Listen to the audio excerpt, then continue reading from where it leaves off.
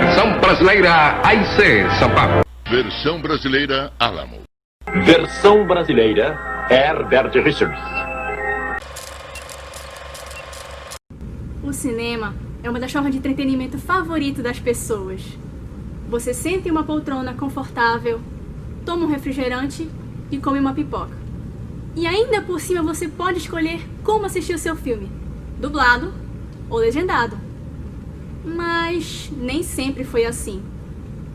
E para você saber a história da dublagem, é preciso conhecer a história do cinema. O cinema passou por mudanças no decorrer dos séculos. O primeiro filme com diálogos foi O Cantor de Jazz, lançado em 1927 pela Warner Bros. Porém, o primeiro filme totalmente falado foi lançado em 1928, Luzes de Nova York. E em 1930, Jacob Carroll e Edward Hopkins lançaram The Flyer, o primeiro filme a utilizar esse sistema de sonorização e substituição de vozes. Mas o primeiro filme totalmente dublado foi a produção americana Sem Novidade no Front, lançada em 1930 para o alemão. Enquanto isso, Walt Disney já havia produzido curtas, dentre eles o Mickey Mouse. E em 1937, ele resolveu se arriscar no seu primeiro longa-metragem, Branca de Neve e os Sete Anões. Mas o filme só chegou em solo brasileiro em 1938. O longa foi dublado pela Cinelab, no Rio de Janeiro. E nesse mesmo ano, mais precisamente dia 20 de agosto, a RKO Radio Pictures concedeu uma cópia para ser exibida ao Getúlio Vargas e sua família no Palácio do Governo, onde eles puderam assistir em primeira mão. E no dia 5 de setembro de 1938, o público teve acesso ao primeiro filme dublado nos cinemas São Luís e Odeon, sendo trazido pela Sono Filmes. O trabalho de adaptação e tradução foi feito por Carlos Alberto Ferreira Braga, mais conhecido como Braguinha, conceituado compositor de marchinhas da época, que foi responsável por escalar o que havia de melhor da música brasileira naquele momento. O diretor da RKO, Phil Reisman, ficou impressionado com a dublagem brasileira e a considerou melhor que a versão original. Branca de Neve e Sete Anões possui uma curiosidade. Ela teve, na verdade, 3 dublagens. A de 1938 foi feita pela Cinelab, e quem fazia Branca de Neve na parte de diálogos era Dalva de Oliveira. Já na parte de canto era Maria Clara Tatti. Mas, infelizmente, essa dublagem foi perdida. Então, como é possível ouvir as vozes, saber como era, se a dublagem não existe mais? Pelo CD de canções de Branca de Neve e os Sete Anões. Para suavizar seu trabalho, Branca de Neve cantava: Eu quero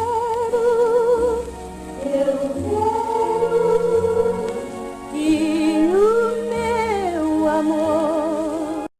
A outra dublagem que teve foi a de 1965, e essa foi a que crescemos ouvindo, que todo mundo conhece.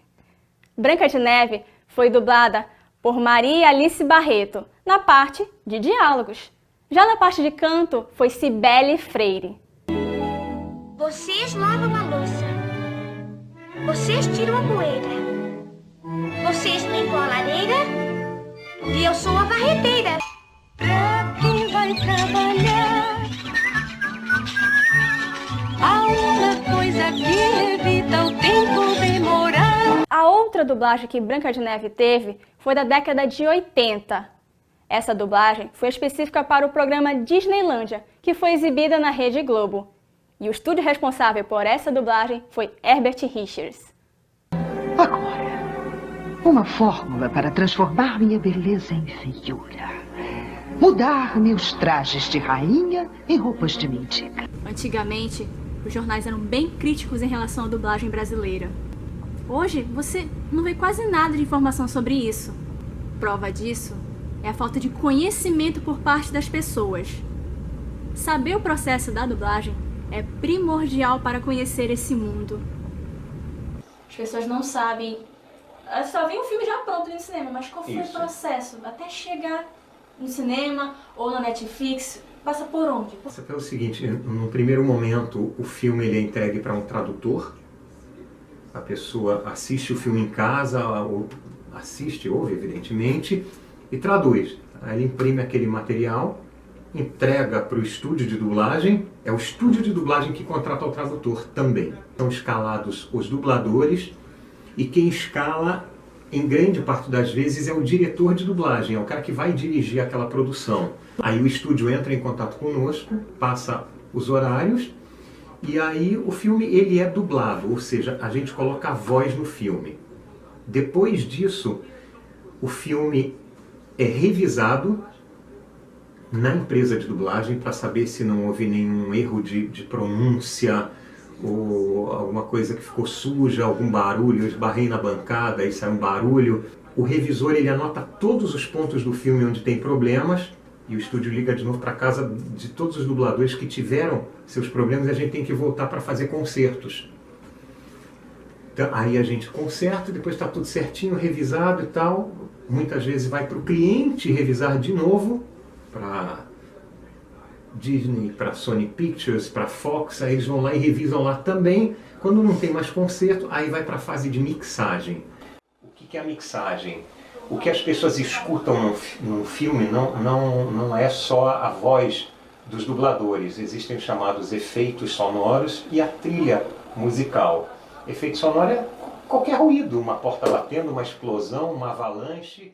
E tem a trilha sonora também, que fica de fundo em algumas cenas. E o mixador ele tem a incumbência de deixar tudo isso num nível parecido, num volume parecido para as pessoas ouvirem, sem que isso cubra a voz de quem está falando. E aí o filme está pronto, aí ele é entregue para o cliente e o cliente decide quando e onde vai exibir. Diga-me onde ele está. Pensa que não sei qual é a sensação? Você não sabe qual é a sensação! Os seus pais morreram! Você não tem família! Em relação aos testes de vozes, há casos que já chamam o dublador direto para dublar aquele ator ou não? Tem que ser sempre fazer o teste? Existem as duas formas. Na primeira, realmente, você é chamado pelo fato de já ter feito aquele ator. Às vezes, vários dubladores, 3 ou 4, já fizeram o mesmo ator. E aí ele escolhe, de acordo com a conveniência, como ele acha que vai encaixar melhor. Até porque, às vezes, a gente fez o personagem 30 anos atrás. Embora os dois envelheceram, né? Tanto o ator que você fez, quanto você como dublador. E também tem casos que você, mesmo já tendo feito o ator, o dono do produto, né, o distribuidor, pede um novo teste. Você vai me servir. Eu acho que eu vou equalizar sua cara. A servidão se inicia na morte. E a questão de famosos dublando, que vem recorrendo muitas pessoas realmente indignadas nas redes sociais. Olha só, eu acho que os atores, quando os atores começaram a dublar, foi uma coisa boa. As pessoas começaram a olhar a dublagem com outros olhos. Eu acho que o status da gente subiu um pouquinho. Então, isso foi, acho que, extremamente positivo. Você tem exemplos muito legais de atores que dublaram muito bem, né? Tem descobertas bem felizes de atores famosos que dublaram e que foram extremamente bem sucedidos. Outros não. No princípio, eu acho que só ator devia poder dublar. Eu acho que quando eles escolhem o ator para fazer o personagem, você já tem que ter um registro próximo ao Cid. Vovó, pega minha pata! Nem morta! É meu primeiro banho em décadas! Eu não quero nem ver. Na sua opinião, por que sim, deve continuar dublando? Por que é importante dublar? Bom, é importante dublar por vários aspectos. Em primeiro lugar, por uma questão de acessibilidade. Nós vivemos num país em que ainda existe um imenso percentual de analfabetos. Uma pessoa dessa simplesmente ficaria proibida de assistir um programa de televisão, uma série. Ela poderia assistir o jornal, vai poder assistir o programa de auditório, vai poder assistir a novela. Mas o cara também tem o direito de assistir um longa-metragem, uma animação, uma série. A pessoa tem esse direito, só que ela simplesmente não pode porque ela não sabe ler. Pessoas com mais idade, elas têm mais dificuldade para ler, isso é fato. E Você tem gente cega que assiste sim filme. Hoje em dia existe o recurso da audiodescrição também, para que o cego possa compreender melhor a ação que está se passando. Robbie, o cãozinho, acorda e, curioso, olha para o cubo diante dele. Até alguns anos atrás, grandes distribuidoras como Fox, como Universal, essas grandes empresas, elas simplesmente não tinham programação dublada nenhuma. Era tudo legendado. E por uma exigência do público aqui no Brasil, eles passaram a legendar. Hoje todos esses canais passam programação dublada, porque é uma exigência do mercado. As pessoas preferem assistir dublado. Eu recebi um convite para ir aos Estados Unidos, porque eles iam realizar um grande show né, comemorativo do grande sucesso financeiro que o Rei Leão alcançou no mundo. E eles consideraram que uma das melhores dublagens do Rei Leão foi em português aqui no Brasil. Eu fui para uma consulta médica, o rapaz devia ter o quê? 30 anos, mais ou menos, médico. Exame de toque? Não. E conversando, ele falou, eu falei, eu ainda trabalho, né?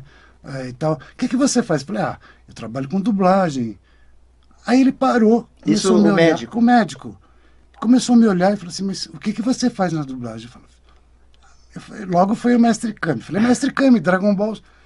Ele me olhou e começou a chorar. Jura? Que demais! Isso foi... Que legal, pra mim Gileno. é emocionante, porque ele levantou e falou, posso te abraçar? Eu falei, pode, né? Que legal! Ele me abraçou e chorou. E você, ali na hora? Ele falou, você marcou a minha infância.